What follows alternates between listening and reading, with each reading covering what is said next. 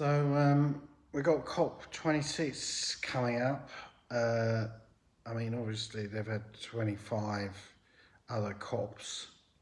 Um, Unfortunately, they need a 26th because the 25, well, they weren't cop-outs, but they, they didn't really do very much in terms of emissions. The emissions are still rising. So obviously they had to fly in and have another COP 26. But I do. I, I, I'm sure when the president Joe Biden or whoever it is flies in, they mean well. I mean, they must read the media. They must know that the world's going to shit. So they must think, yeah, we're going to do this. We're going to really, really do this.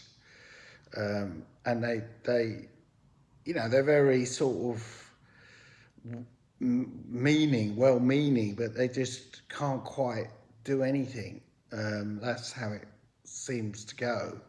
190 people in a room. Obviously they say a lot of platitudes and how they got to do this and try and do that and write this down and write that down, and then they fly off again.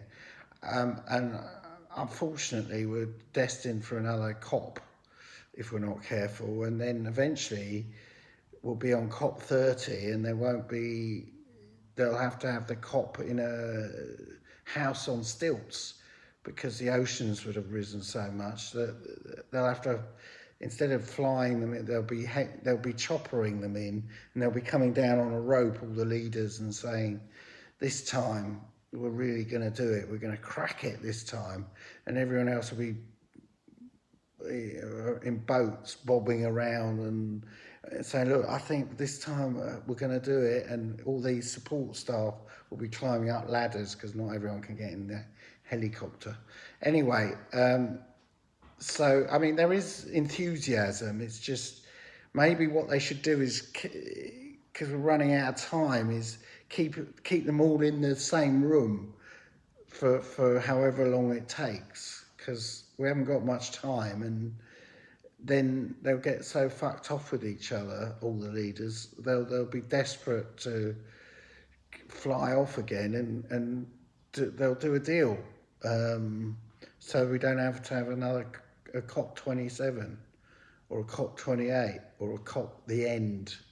It'll be just an idea. Cheers.